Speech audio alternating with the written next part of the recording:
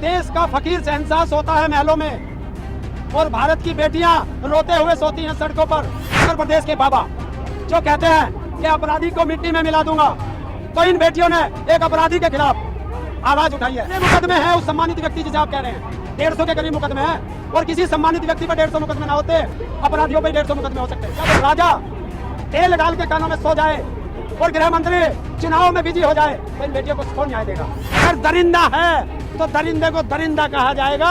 चंद्रचूड़ जी को धन्यवाद देता हूं कि देश में संविधान को बचाने के लिए एक जज ऐसा है जिसकी रीढ़ की हड्डी मजबूत है।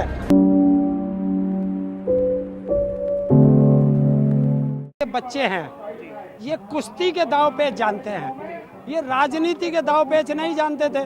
तो इन्होंने तो सोचा देश का प्रधानमंत्री है, देश का मंत्री है, वो जो आश्वासन दे रहा है उस पर कार्रवाई होगी, तो राजनीति कर दी बच्चों के साथ।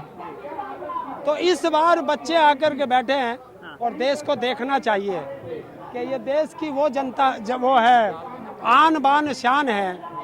जब देश के लिए मेडल लाते हैं तो देश का बच्चे से लेकर बूढ़े तक का सीना चौड़ा हो जाता है। और आज वो सीना चौड़ा करने वाले जब सड़कों पे बैठ के रोते हैं और हमारी वो आन बान शान सड़कों पे सोती है, तो दिल दुखता है। और जब उन्होंने रोते हुए अपील की, तो अब हिंदुस्तान का कोई व्यक्ति ऐसा नहीं होगा जो इनके समर्थन में नहीं होगा। और मैं इन बच्चों के लिए एक बात कहता हूं और देश के शहंशाह को अपना एक संदेश भेजता हूं कि देश का फकीर शहंशाह सोता है महलों में और भारत की बेटियां रोते हुए सोती हैं सड़कों पर। तो डूब के मर जाना चाहिए ऐसी सत्ताधीशों को, उन्हें शर्म आनी चाहिए। हम देखते हैं इस तरह के मुद्दे जो है वो चुनाव से जब नजदीक होते हैं तभी उठते हुए दिखाई दे रहे होते हैं। तो कहीं ना कहीं ये भी आरोप इन लोगों पर लगता है कि चुनाव के नजदीक देखते हुए अपनी मांगों को, अपनी चीजों को मनवाने की कोशिशें की जाती है इन तमाम धरना-प्रदर्शन के जरिए। देखिए, एक चीज बता दूं आपको, मैं अगर कोई आरोप लगा सकता हूं या ये कोई आरोप लगाए या ये कोई आरोप लगाए या कोई राजनीतिक पार्टी आरोप लगाए, तो आप उसे चुनाव से जोड़ सकते हो।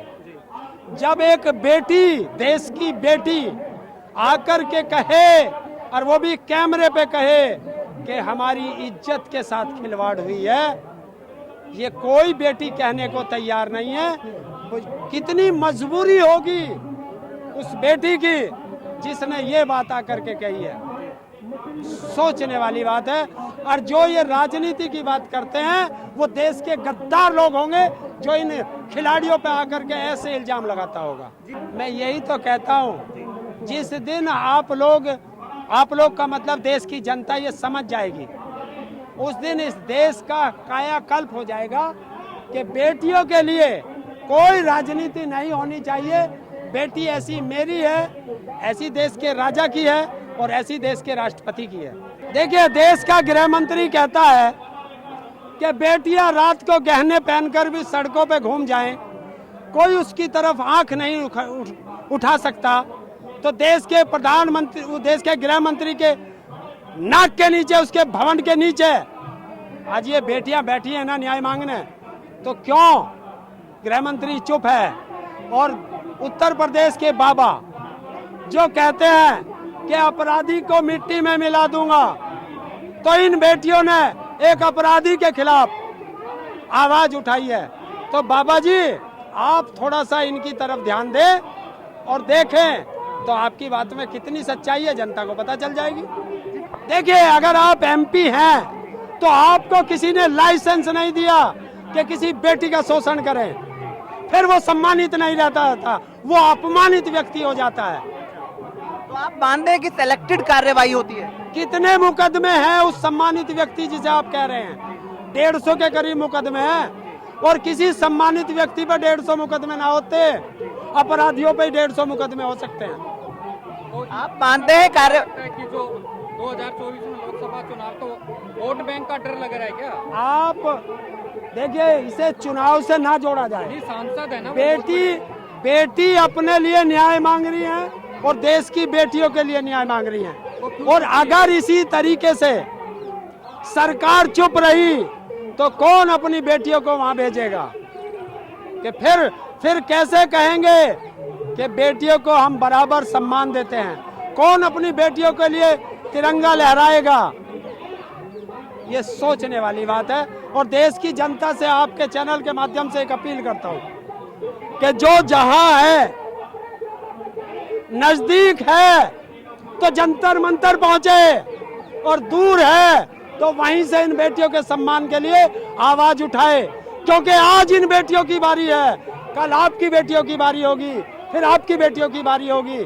और इन दरिंदों से लड़ना हम हर हिंदुस्तानी का फर्ज बनता है कि जो बेटियों का अपमान करे उसके खिलाफ हो जाओ। आपने कहा कि अपराधियों को मिट्टी में मिलाने की बात करते हैं, तो फिर इनको क्यों नहीं मिलाते? तो क्या आप आरोप लगा रहे हैं कि सिलेक्टेड कार्रवाई हो रही है? उत्तर प्रदेश के अंदर सिलेक्टेड कार्रवाई है। हम लोगों ने मांग की है कि उत्तर प्रदेश के अंदर टॉप 10 और टॉप 100 माफियाओं की सूची जारी कर दो। आज तक बाबा कर नहीं पाए। 50 की जारी तो की है। मैं टॉप 10 और टॉप 100 की बात कर रहा हूँ। मैं ये नहीं कह रहा 50 की करो, 100 की करो, टॉप 10। और जिस दिन टॉप 10 आएंगे सारे बीजेपी वाले आएंगे। आप देख रहे हो कि बाबा चिन्मयानंद से भी मुकदमे वापस लेने की तैयारी कर रहे हैं। अब राजा तेल डाल के कानों में सो जाए और गृह मंत्री चुनाव में बिजी हो जाए तो इन बेटियों को कौन न्याय देगा? तो इसलिए देश की हर जनता को, क्योंकि आज इन बेटियों की बारी है, कल हमारी बेटियों की बारी है, फिर आपकी बेटियों की बारी है। यही तो मैं कह रहा हूँ, कौन अपनी बेटियों को भेजेगा? कौन अपनी बेटियों की इज्जत लुटवाएगा? कौन अपनी बेटियों का शोषण कराएगा? तो इससे तो अच्छा है वो अपनी बेटियों को घर रख ले। और हम अपनी बेटियों को घर में क्यों रखें? अगर दरिंदा है तो दरिंदे को दरिंदा कहा जाएगा। 3 महीने पहले ये बच्चे नहीं जानते थे, ये जानते थे कि हमें 5 नंबर का दांव कैसे लगाना है, हमें 3 नंबर का दांव कैसे लगाना है। लेकिन इन्हें नहीं पता था कि जो ये चमचमाती कोठी में बैठे हैं लुटियन जोन में, ये कौन सा राजनीति का दांव लगा देंगे, और उन्होंने लगा दिया। अब ये बच्चे जब उठेंगे, जब अपराधी जेल के अंदर होगा और इनकी एफआईआर यहीं से शुरू होगी। अच्छा, एफआईआर की आपने बात की। अभी थोड़ी देर पहले सुप्रीम कोर्ट ने नोटिस जारी किया है कि एफआईआर फौरन होनी चाहिए। सुप्रीम कोर्ट को छोटी छोटी एफआईआर, मतलब इतना संगीन मामला है और सुप्रीम कोर्ट को इन मामलों में आना पड़ रहा है। पुलिस कहाँ है?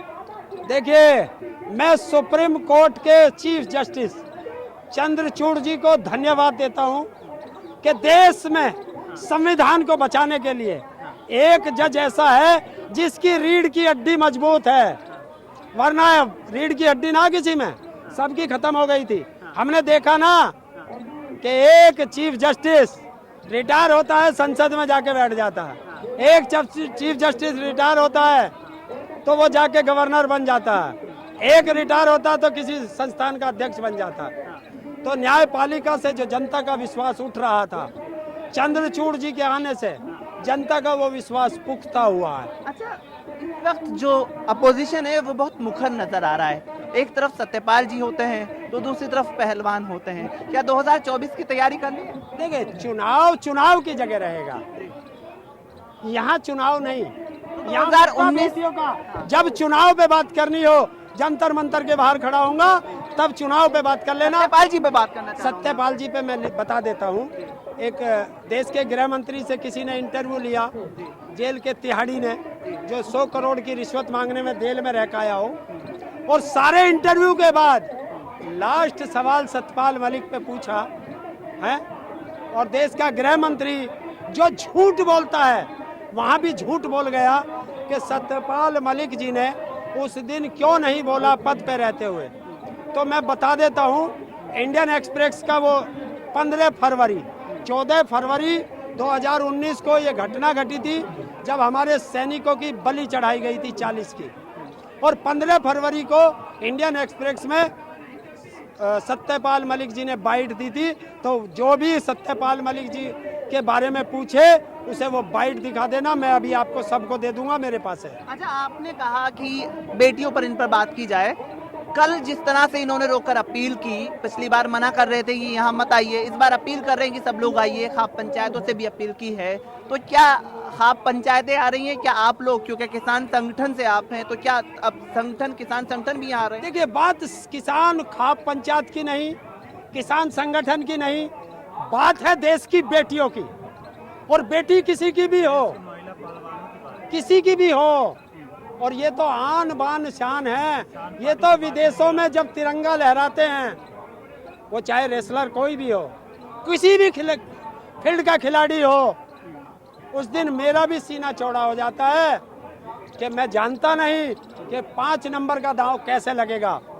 पर आज मैं इन बेटियों को देख करके समझ गया कि अब ये बेटियां 5 नंबर का दांव सरकार के लगा करके और चित करके ही यहीं से जाएंगी। क्या वो वही दाव है जो किसानों ने किसान आंदोलन के दौरान लगाया था? और ये बेटी किसकी है? किसान की बेटी किसकी है? मजदूर की। बताओ, किसी राजनेता की बेटी है क्या? या किसी ब्यूरोक्रेट की बेटी है क्या? या किसी उद्योगपति की बेटी है? सारी बेटियां किसान और मजदूर की हैं। और अब ये समझ गई है कि पिता पिता होता है और माता माता होती है। तो अब ये माँ बाप के इशारे पर, माँ बाप का इशारे पे चलेंगी। अभी तक ये अपने पे चली थी, अब ये माँ बाप के इशारे पे चलेंगी। और माँ बाप कभी अपने बेटों बेटियों को गलत राह नहीं दिखाते। आपने कहा राजनेताओं की बेटी बेटे जरूर नहीं है, लेकिन एक राजनेता की बहन जरूर है। बबीता फोगाट पर बोलने से बच रहे हैं आप। वो क्या है बेचारी, अभी विधायक नहीं, सांसद नहीं।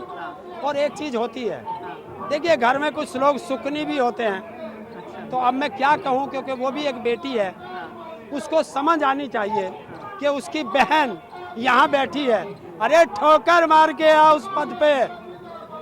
ये वो जगह है और ये वो सम्मान की बात है कि ठोकर मार के आओ, उससे भी बड़ा पद दे देंगे हम लोग।